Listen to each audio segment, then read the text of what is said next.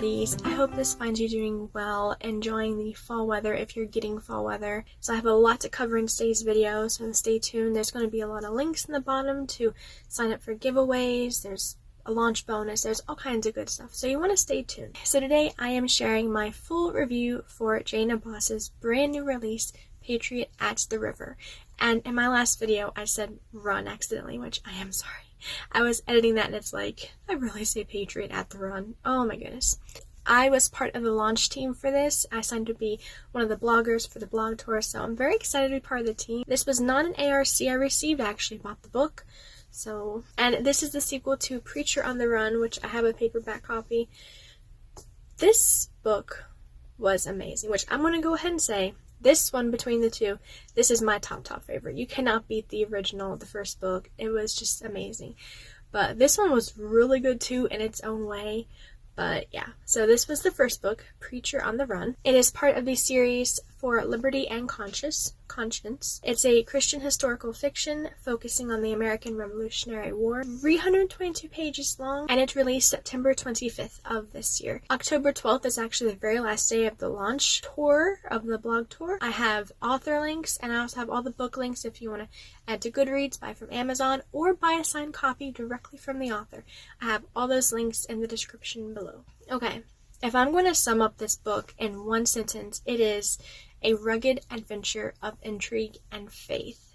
In my last video, I said if I could describe it in one word, it would be, I said rustic. I meant to say rugged. I don't know where I was in that video. Honestly, I think I was like just not focusing, or else I was doing it early in the morning, so my brain was not all the way working. I have been so excited to read this book ever since I read book 1. I gave this one 5 stars. I loved it. The faith was honestly one of my favorite aspects. Even if the worst happens, God's got this. And that just like radiated off the pages. It was so good. So I have been eagerly waiting to read this book, and it did not disappoint. It was very, very good. My only qualm, and this isn't even book related, it's just my own personal reading experience. My only qualm is that it's been over a year since I've read book 1, and in the book there's like a 10-year gap between books 1 and 2. So quite a gap. Characters have grown up, moved on, and I really forgot almost all the characters, except for like the main ones, you know, like Robert Booth. I remember Magdalene, because her name is just so pretty. I'll never forget that. I totally forgot who Benjamin was. Actually, it wasn't until the very end that things started to kind of click, and I was like, oh yeah, because the whole time I was reading, I'm like, I know that name. I wish I had read book 1 first for a refresher, and I highly recommend you do that. If you're going to read this series, reread book 1, just so you're up to date. Because there's a lot of the same characters, the exact same setting in Sunrise. There were little references here and there of like characters like just referencing back to what happened, which did really help, and I was like, oh yeah, that's what that was. But so I did have issues getting started. I want to say it wasn't until honestly like 20% of the book, 20% of the way through, that things started really picking up and I really started getting into it more. So that was kind of a personal hindrance for me. Again, nothing story related or writing. It was great. That was just my experience. This author excels at this era, Revolutionary War, 1700s. This is her element, honestly. And she does an amazing job of setting the scene and really putting you into that time period. Not once was I ever pulled out of the story. The dialogue was excellent, and there was never any like hiccups along the way that made you think, oh well, this doesn't really fit with the setting. It was perfect.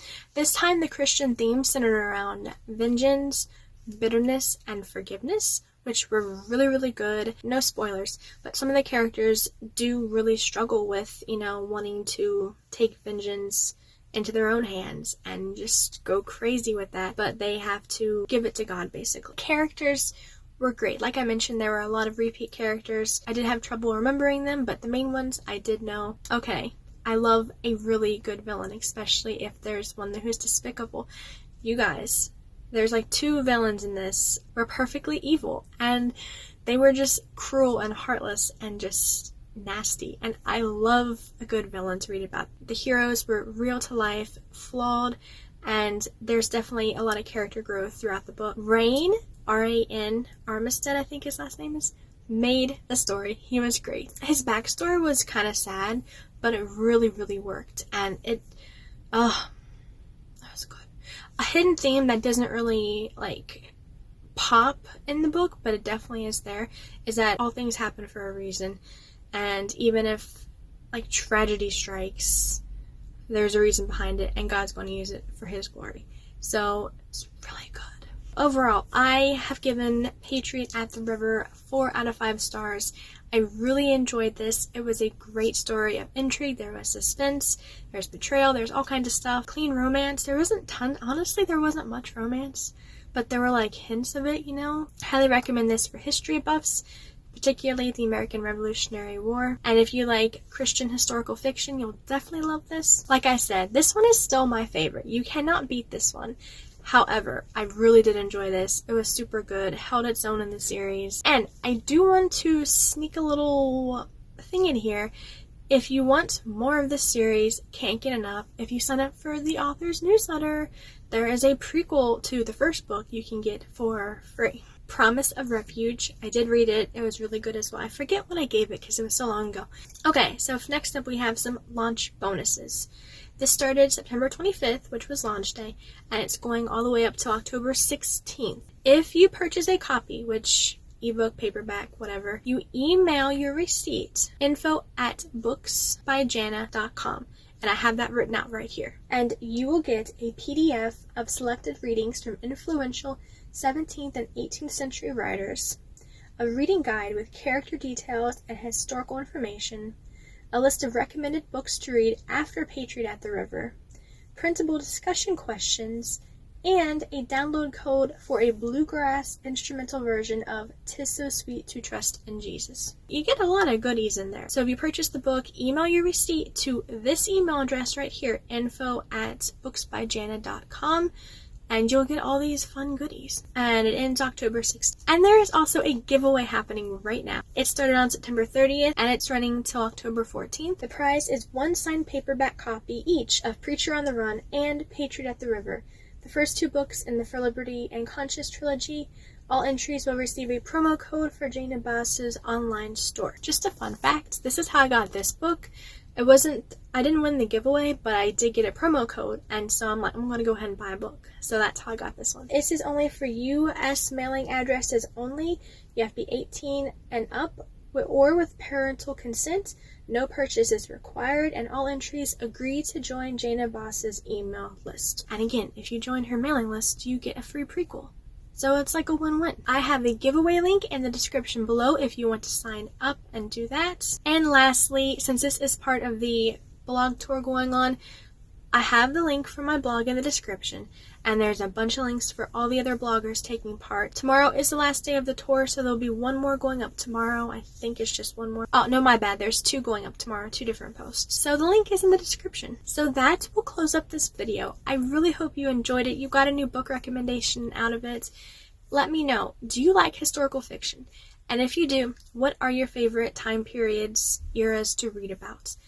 My favorite would be the Titanic, turn of the century New York with the immigrants, Triangle Shirtwaist Factory, the Newsies strike of 1899. That era is my top favorite. So thank you guys so much for watching. I appreciate you very much. A video coming up next week, which is a surprise, because I'm so excited to share this with you. I'm going to share it. It's going to be so fun. So I have that week's video coming up, which will be the 18th. And in that video, I will have an announcement to share. So if you want to hear that, make sure you subscribe so you don't miss it. Ring the bell for notifications. It's going to be a big announcement. Very excited. It's going to be awesome. So I'm going to close on that note. Thanks again for watching. Have a great day. And until next time, happy reading.